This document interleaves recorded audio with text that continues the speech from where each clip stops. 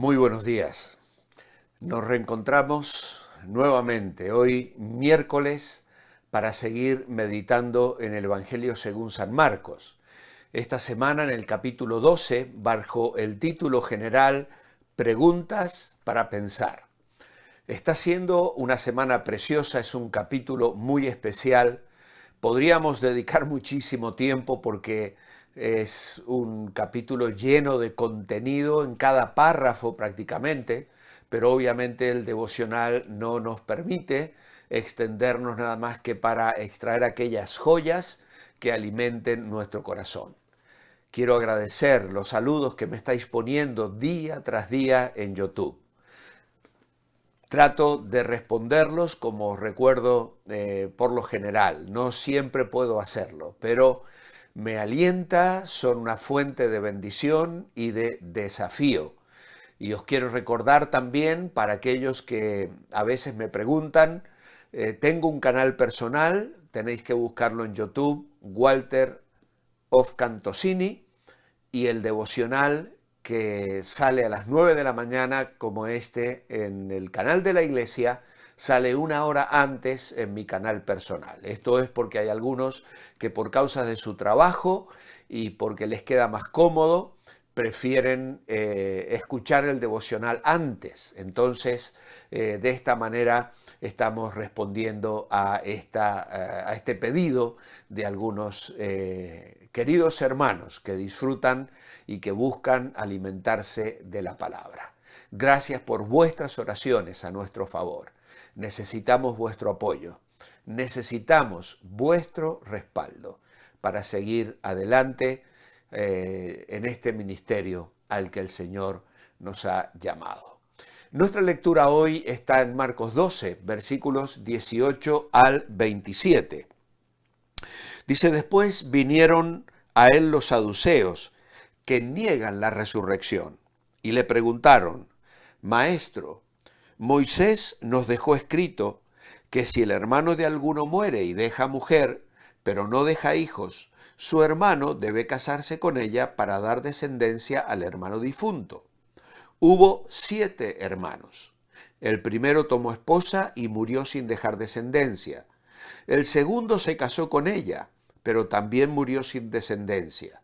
Lo mismo pasó con el tercero y los demás. Ninguno de los 7 dejó descendencia. Finalmente murió también la mujer. En la resurrección, pues, cuando se levanten, ¿del cuál de ellos será mujer? Ya que lo fue de los 7.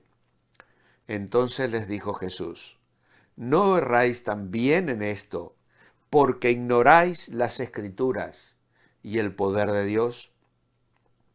Cuando resuciten de entre los muertos, no se casarán, ni se darán en casamiento, sino que serán como los ángeles que están en los cielos.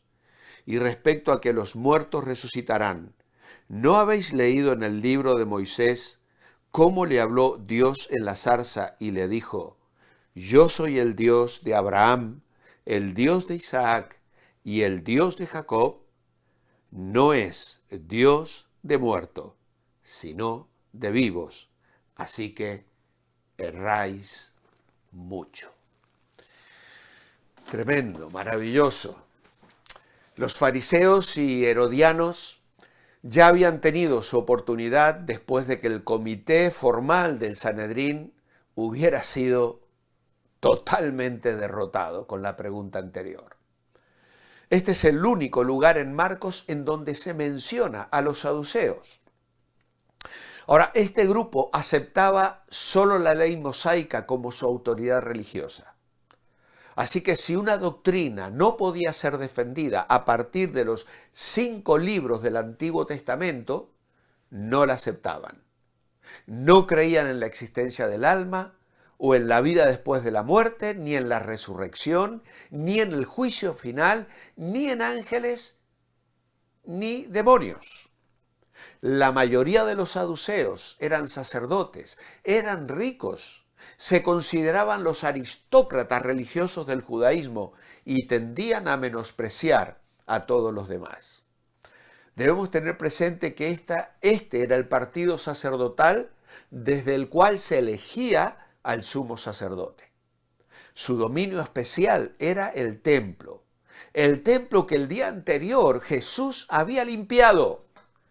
El craso materialismo de los saduceos era tan repugnante al corazón de Jesús como el pomposo ceremonialismo y el legalismo sin amor de los fariseos. Hay que detenerse e ir a Mateo 23 para leer todo lo que Jesús les dice allí a los fariseos. Sepulcros blanqueados. Marcos no pone estas cosas, probablemente porque carecía de sentido meterlas a lectores que eran mayormente gentiles y que ignoraban mucho de esa dinámica que existía en la sociedad israelí y judía de aquellos días. Pero bien, volviendo a nuestro texto, a estas preguntas que nos hacen pensar, no nos sorprende que los saduceos también atacaran a Jesús. Sin embargo, esta vez el ataque no consistía en emplazarle en una de dos alternativas del dilema, como lo fue en el caso de la pregunta anterior sobre el dar tributo a César o no, sino más bien en poner en ridículo su fe en la vida venidera. Ellos se consideraban intelectualmente superiores y es posible que intentaran demostrar esa superioridad. En realidad, lo más probable es que aquellos hombres intentaran dar un doble golpe. Jesús enseñaba que a él y a sus seguidores les esperaba la gloria más allá de la muerte. Estos hombres querían poner en evidencia que la enseñanza de Cristo en realidad era una necedad. Pero al mismo tiempo, ¿no sería también un triunfo sobre los fariseos, que creían igualmente en la resurrección de los muertos? Si se nos permite suponer que la noticia de la victoria de Jesús sobre los fariseos y sus aliados llegó pronto a oído de los saduceos, que si miramos Mateo 22:34 veremos que en realidad no es una suposición ilógica, incluso aquí también, porque una cosa parece seguir a la otra. ¿No podríamos suponer que estos últimos ya estarían diciendo el uno al otro, les demostraremos a los fariseos que lo podemos hacer mejor? ¿No estarían ya incluso riéndose entre dientes ante la perspectiva de matar dos pájaros de un tiro? Es decir, exponer al ridículo tanto a Jesús como a sus enemigos, en este sentido, a los fariseos. Y lo hicieron aireando su incredulidad en la resurrección, que era un tema de confrontación abierta con los fariseos. Incluso más tarde en Hechos de los Apóstoles, el apóstol Pablo lo usará a su favor. Además de buscar ventajas sobre Jesús, ante quien los fariseos, los herodianos y el propio Sanedrín ya habían fracasado. Así que era un grupo formado principalmente por los círculos de sacerdotes que solo admitían como válida la ley de la Torá, es decir, el Pentateuco, sin las explicaciones posteriores de la Escritura, es decir, la tradición de los antepasados. Ellos negaban la resurrección de los muertos, aferrándose al tenor literal de la Escritura, en la cual solo Daniel, en el capítulo 12, versículo 2, afirma de un modo claro y formal la fe en la resurrección. Muchos de los que duermen en el polvo de la tierra serán despertados, unos para vida eterna y otros para vergüenza y confusión perpetua. Este punto entonces constituía la diferencia esencial entre los fariseos y saduceos, que en Hechos 23:8 Pablo mencionó para generar una discusión que distrajera al punto de la situación que Pablo tenía que enfrentar en aquel momento. La historia que estos saduceos le cuentan al Señor pudo ser real o ficticia. A lo que Jesús respondió señalando su ignorancia no solo de la Escritura, sino también la ignorancia que tenían del Dios viviente. Si conocieran la Escritura, sabrían que en Deuteronomio 25, 5 y 6 no hay nada que se pueda aplicar a la vida venidera. Y también que varios pasajes del Antiguo Testamento enseñan la resurrección del cuerpo. Si hubieran aceptado el poder de Dios, habrían entendido que Dios puede resucitar a los muertos en forma tal que el matrimonio ya no será necesario. Ellos ridículamente suponían que las condiciones de la vida venidera serían iguales a las de la tierra. Pero como lo explica Pablo en 1 Corintios 15, 35 al 45, primero es lo natural y luego lo espiritual. El matrimonio es una necesidad en la tierra a fin de promover la continuidad de la raza y además es una fuente de consuelo y apoyo mutuo entre un hombre y una mujer. Pero en la nueva creación ya no va a existir esta necesidad, pues toda la obra de Dios en relación con la personalidad del hombre será perfecta y la muerte ya no existirá más, pues será absolutamente vencida.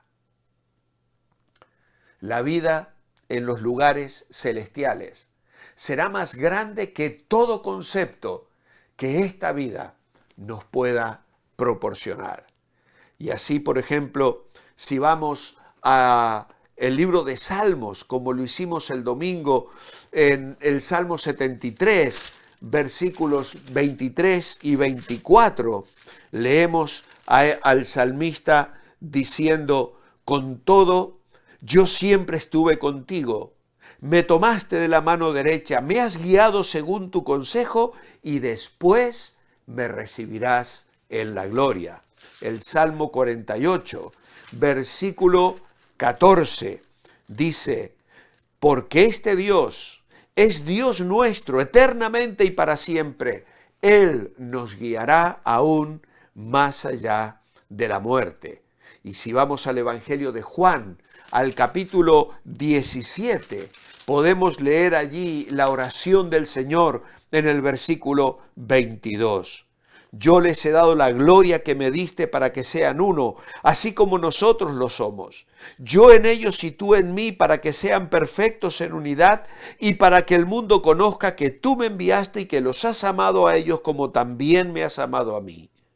Padre, quiero que aquellos que me has dado estén conmigo donde yo esté, para que vean la gloria que me has dado, pues me has amado desde antes de la fundación del mundo. Y finalmente, una lectura más en la primera epístola del apóstol Juan, capítulo 3, versículo 1 al 3. Mirad cuánto nos ama el Padre, para que seamos llamados hijos de Dios. Por esto el mundo no nos conoce, porque no le ha conocido a Él. Muy amados, ahora somos hijos de Dios y aún no se ha manifestado lo que hemos de ser. Pero sabemos que cuando Él se manifieste, seremos semejantes a Él, porque le veremos tal como Él es. Oh, qué maravillosa esperanza tenemos en este Dios que no es un Dios de muertos, es un Dios de vivos. Y vamos hacia ese encuentro maravilloso, donde reunidos alrededor del trono, frente a un mar de cristal, millones y millones de redimidos de todo lengua, tribu, pueblo y nación, sin las limitaciones, ni las exigencias, ni los pesares de la vida presente, adoraremos en perfección y bendeciremos el nombre de nuestro Salvador. Mi oración escrita esta mañana es: amado Padre, muchas gracias por la esperanza de vida eterna que nos has dado en Cristo.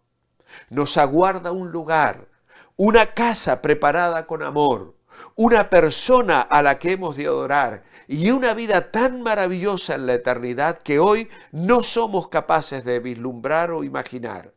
Esa maravillosa realidad que tú nos has prometido dar. Te amamos y te adoramos hoy en tu nombre. Amén.